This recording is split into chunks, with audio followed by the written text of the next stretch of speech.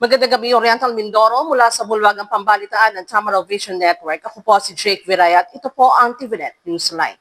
Ikalabing-siyam sa buwan ng Enero taong 2026 at sa ulo ng ating mga balita.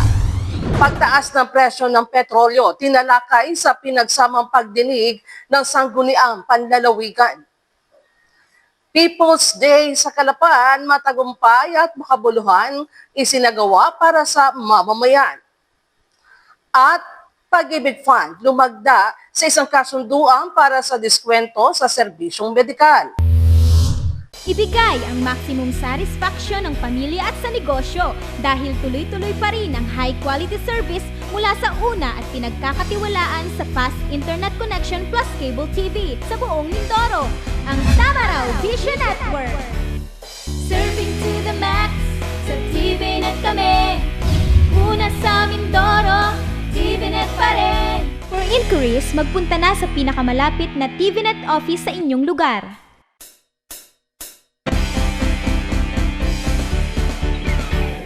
At sa detalye ng ating mga balita, isang makabuluhan at puno ng pagmamahal na seremonya ang nasaksihan sa Calapan City matapos matagumpay na maisagawa ang kasalang bayan na nilahukan ng 45 pares. Isang inisyatibo ng pamahalaang lungsod na naglalayong gawing legal at mas matibay ang pagsasama ng magkapareha sa lungsod. Isang makabuluhan at puno ng pagmamahal na seremonya ang nasaksihan sa Calapan City matapos ang matagumpay na maisagawa ang kasalang bayan na nilahukan ng 45 na pares. Isang inisyatibo ng pamahalaang lungsod na naglalayong gawing legal at mas matibay ang pagsasama ng mga magkapareha sa lungsod. Pinangunahan ng programa ni Calapan City Mayor Doy Liachon at Vice Mayor Bim Ignacio na patuloy nagsusulong ng mga programang nagbibigay suporta sa pamilyang Calapeño. Sa mensahe ng alkalde, binigyan din niya na ang kalagayan ng pamilya bilang pundasyon ng isang matatag at maunlad na komunidad. Naging katuwang ng lokal na pamahalaan sa pagsasakatuparan ng nasabing programa ang City Civil Registry Department sa pamamahala ni Deomar Francis Mauro na nangguna sa pagproseso at pagsasaayos ng mga dokumento upang maging maayos at makabuluhan ang seremonya para sa mga bagong kasal. Naroroon din at nakiisa sa nasabing pag-iisang dibdib si First District Board Member R.L. Liachon at PSME Maropa Regional Director Direli Ria Florido. Ang kasalang bayan ay bahagi ng pagdiriwang ng makulay na Kala Festival at kasabay ng selebrasyon ng 28th Cityhood Anniversary ng Calapan City. Isang mahalagang okasyon na nagpapakita ng patuloy na pag-unlad at pagkakaisa ng mga mamamayan sa lungsod. Samantala, higit na napasaya ang mga bagong kasal dahil sa pakimkim at paraffol ni Mayor Doy, Vice Bim at First District Representative Congressman Arnel C. Panaligan. Sa pamamagitan ng programang ito, muling pinatunayan ng pamahalaan lungsod ng Calapan ang kanilang pangako na hindi lamang maghatid ng serbisyong pampubliko, kundi pati na rin ang pagtataguyod ng matatag na pamilya at komunidad. Formal nang nilagdaan ang isang Memorandum of Agreement ng Pag-ibig Fund Calapan Branch at Medical Mission Group o MMG Hospital na naglalayong magbigay ng abot-kayang serbisyong medikal sa mga miyembro ng ahensya. Narito po ang report. Formal nang nilagdaan ang isang Memorandum of Agreement o MOA sa pagitan ng Pag-ibig Fund Calapan Branch at Medical Mission Group o MMG Hospital na naglalayong magbigay ng abot-kayang serbisyong medikal sa mga miyembro ng ahensya. Pinangunahan ng seremonya ng paglagda sa presensya ni Dr. Claro Reyes, Medical Director ng MMG Hospital at Dr. Rodrigo Inison, Administrative Officer, kasama mga opisyal ng Pag-ibig Fund sa Calapan. Ayon sa Pag-ibig Fund, ang kasunduang ito ang kauna-unahang MOA ng sangay sa Calapan na nakatuon sa serbisyong medikal. Saklaw nito ang mga lalawigan ng Oriental Mindoro, Occidental Mindoro, Marinduque at Romblon kung saan tinatayang aabot sa 76,000 miyembro ang makikinabang. Sa ilalim ng kasunduan, maaaring makakuha ng 10% discount ang mga miyembro ng Pag-ibig Fund sa iba't ibang serbisyong medikal tulad ng CBC, urinalysis, fecalysis, X, chest X-ray, ultrasound, ECG at mammogram sa MMJ Hospital. Ipinahayag ng Pag-ibig Fund ang kanilang pasasalamat sa naturang hospital sa pagtitiwala at pakikipagtulungan upang maihatid ang dekalidad ngunit abot kayang serbisyong pangkalusugan sa kanilang mga miyembro. Binigyan din ang kahalagahan ng naturang inisyatiba sa pagpapalawak ng benepisyo ng pag-ibig na hindi lamang nakatuon sa pabahay at pautang kundi pati sa kalusugan. Pinasalamatan din ang ahensya mga opisyal na sumuporta sa nasabing programa, kabilang ang mga leader ng Member Services Operations Group Luzon at ng Calapan Branch. Samantala, hinihikayat ang mga miyembro ng Pag-ibig Fund na samantalahin ang benepisyong ito sa pamamagitan ng pagpapakita ng kanilang Loyalty Card Plus upang makakuha ng diskwento sa MMG Hospital. Ayon pa sa ahensya, patuloy nilang isinusulong ang mga programang magpapabuti sa kalidad ng buhay ng kanilang mga miyembro, kasabay ng kanilang layuning maghatid ng serbisyong may malasakit at pakinabang sa pang-araw-araw na pamumuhay. All the members of the Pag-ibig Fund, especially the 76,000 members of Mimaropa provinces, will benefit from this discount offered by the MMG Hospital. All members of the Pag-ibig Fund may now avail of the 10% discounts to various services such as CTC, urinalysis, fecalysis tests, X-ray, ultrasound, ECG, and mammogram. To our partner, the MMG Hospital, Priority link flight K21 I am proceed to extending my Commander 5. warm appreciation for trusting the Pag-ibig Fund to be your partner in delivering services to our members. We are deeply humbled by your unwavering commitment to provide affordable but quality services to our members. Truly, your dedication is an inspiration to everyone. In return, we in the Pag-ibig Fund will do our best to provide you with any assistance for the implementation of this agreement. Ang ugnayang ito po ay isang mahalagang hakbang tungo sa mas pinalawak at mas maayos sa paglilingkod sa ating komunidad. Sa MMG Hospital, patuloy po namin pinagsusumikapan na gawing mas Membership abot-kaya, client C158 proceed to Commander 1. accessible at di kalidad ang serbisyong pangkalusugan para sa lahat. Sa pamamagitan po ng partnership na ito, mas mapapalapit po natin ang ating mga serbisyo sa miyembro ng Pag-ibig at mabibigyan sila ng karagdagang benepisyo para sa kanilang kalusugan at kapakanan. Antabayanan ng iba pang mga balita sa aming pong pagbabalik. Bakit ka kasi kumabit? Alam mong di tama yan, di ba? Huwag ka nang gumamit ng pag-aari ng iba. Nakakaperwisyo ka sa mga legal na cable. Lumalabo ang signal nila. Mahiya ka naman, hoy. Illegal na cable mo, putulin na. Ano, gusto mo bang umabot pa sa kulungan? Umiwas ka na sa gulo tsaka skandalo. Huwag maging kabit. Magpakabit ng tama ngayon. Supported by PCTV. Good news po para sa lahat ng subscribers ng Cable TV at Cable Internet. Naisa batas na po ang Anti-Cable Television and Cable Internet Tapping Act of 2013. At ayon dito, bawal makikabit ng Cable TV at Cable Internet. Ang parusa sa sino mang lumabag sa batas na ito ay pagkakakulong at pagbabayad ng malaking multa. Bayad ka na nga, kulong ka pa. Kim Atienza po, nagsasabing pagdating sa batas, hindi weather-weather lang. Huwag maging kabit. Supported by the PCTA.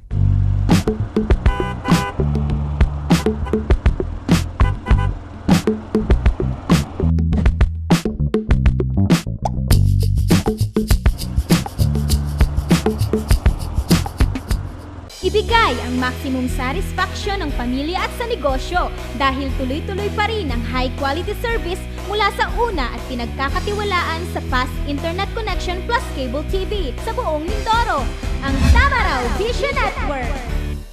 Serving to the max, sa TVNet kami. Una sa Mindoro, TVNet pa rin. For inquiries, magpunta na sa pinakamalapit na TVNet office sa inyong lugar.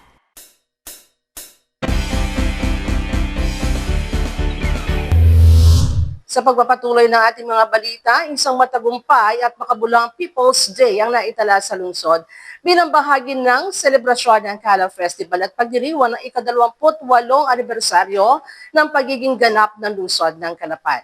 Ang kaganapang ito ay inisyatiba ng pamahalaang lungsod ng Calapan sa pangunguna ni Calapan City Mayor Doyle Achon na layuning mas mapalapit ang lokal na pamahalaan sa pangangailangan ng mga mamamayan.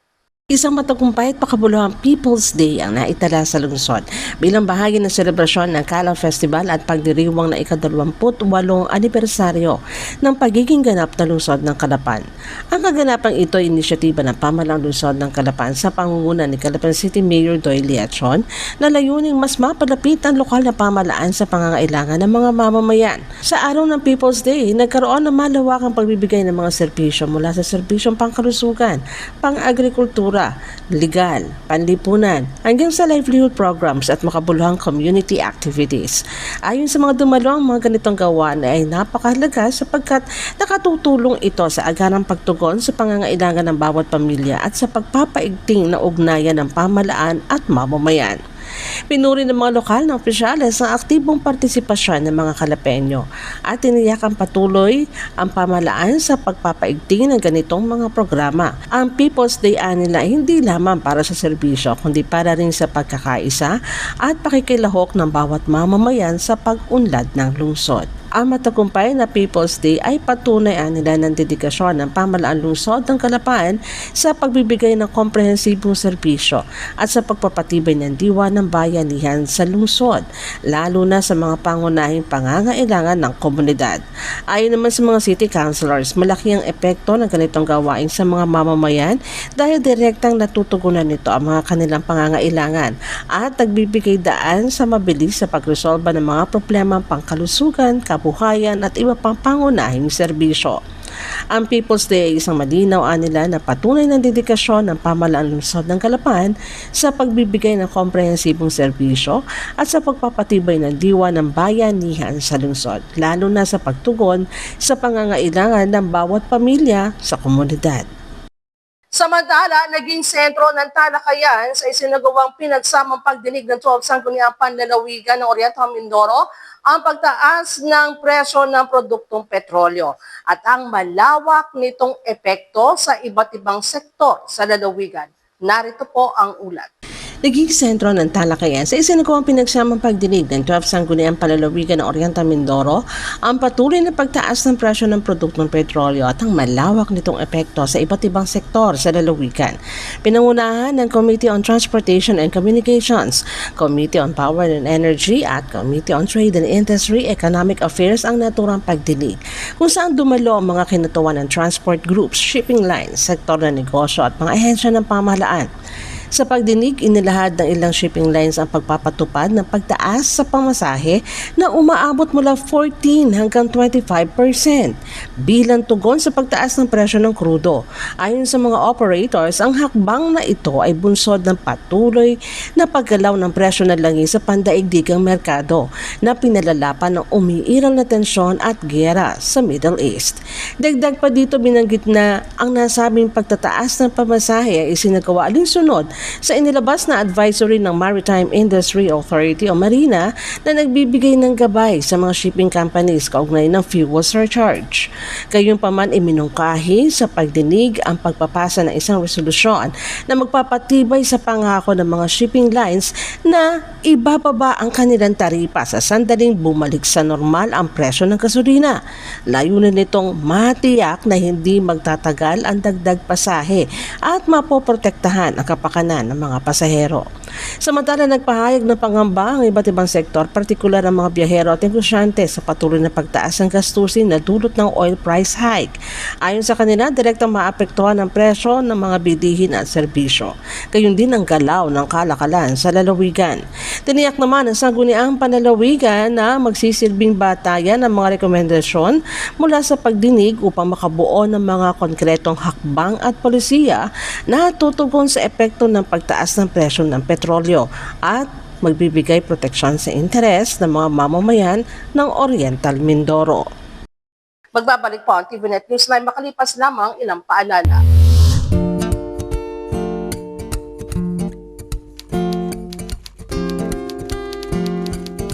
Inday, pakiligpit nga itong mga kinalat ng mga bata.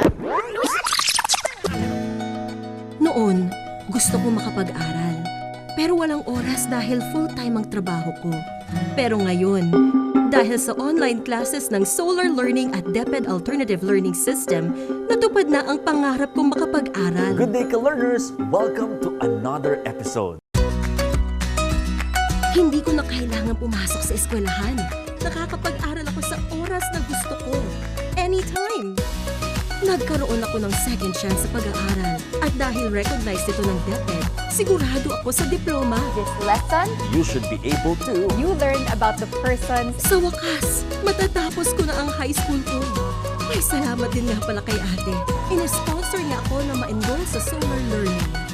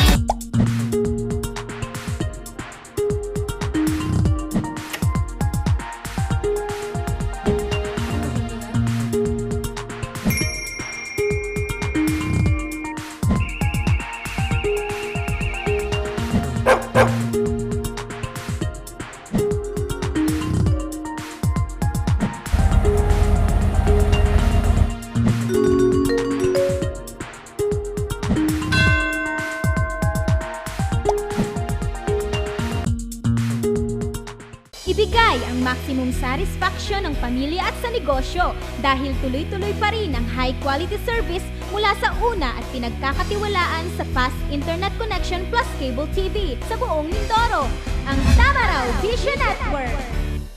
Serving to the max, sa TVNet kami. Una sa Mindoro, TVNet pa rin. For inquiries, magpunta na sa pinakamalapit na TVNet office sa inyong lugar. Matagumpay na isinagawa ang nationwide DOST SEI Undergraduate Scholarship Examination kamakailan lamang na nagpakita ng matibay na ugnayan ng mga lokal na institusyon at mga voluntaryo. Ang resulta ng pagsusulit ang magtatakda ng susunod na batch ng mga scholar na makatatanggap ng tulong pinansyal at akademikong suporta sa kanilang pag-aaral ng mga kursong may kaugnayan sa agham at teknolohiya. Matagumpay na isinagawa ang nationwide DOST SEI Undergraduate Scholarship Examination kamakailan na nagpakita ng matibay na ugnayan ng mga lokal na institusyon at mga voluntaryo. Bago ang pagsusulit, dumalo sa isang orientasyon ang piling tauhan mula sa DOST Oriental Mindoro National High School at Mindoro State University Bungabong Campus upang matiyak na malinaw ang mga alituntunin at proseso para sa maayos sa pagsasagawa ng pagsusulit.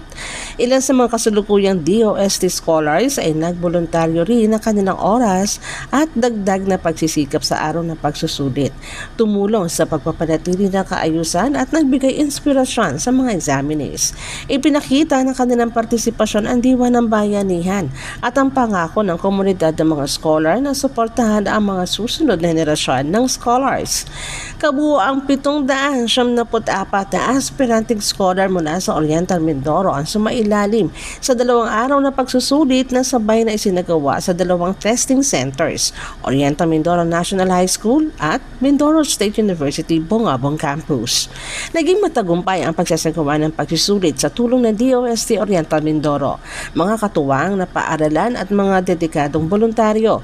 Ang kanilang sama-sama pagsisikap ay nagbigay daan upang maisagawa ang pagsusulit ng mahusay at patas na nagbibigay ng pantay na pagkakataon sa bawat examinee na ipakita ang kanilang kakayahan.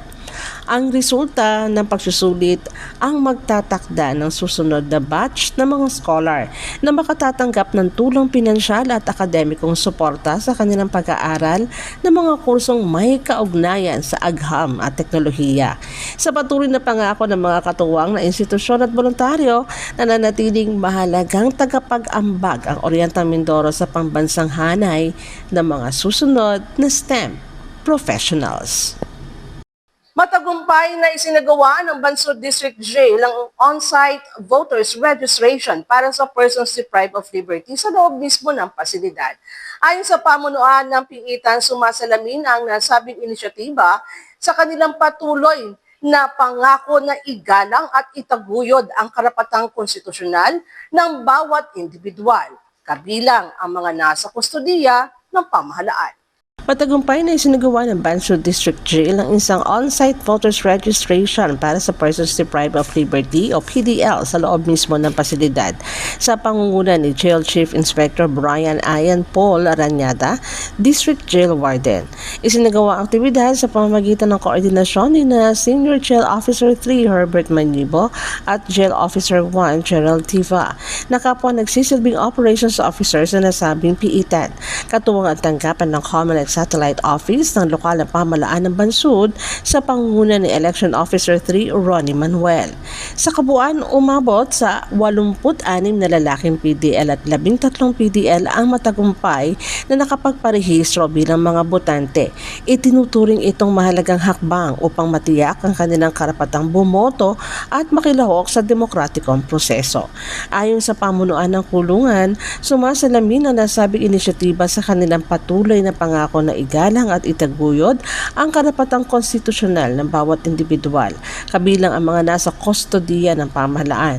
Ipinakita rin ang nasabing gawain ang matibay na ugnayan at pagtutulungan ng Bureau of Jail Management and Penology o BJMP at Commission on Elections sa pagsusulong ng inklusibo at accessible na voter registration para sa lahat ng mamamayan. Maaari nyo rin kaming mapanood sa YouTube. I-type lang po ang TVNet Newsline. Bisitahin at i-like rin ang aming Facebook page, Newsline Channel 10. At yan po ang kabuuan ng mga balita na kalap ng Newsline staff and crew para sa araw na ito. Para po sa inyong comments o suggestions, mga balita at impormasyon na nais nyong iparating sa aming programa. Tumawag po lamang sa TVNet hotline sa numero bilang 043-288-4240.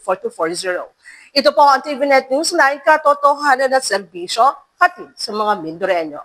Ako po muli si Jake Viray na nag-iiwan sa inyo ng isang maganda at mapayapang gabi.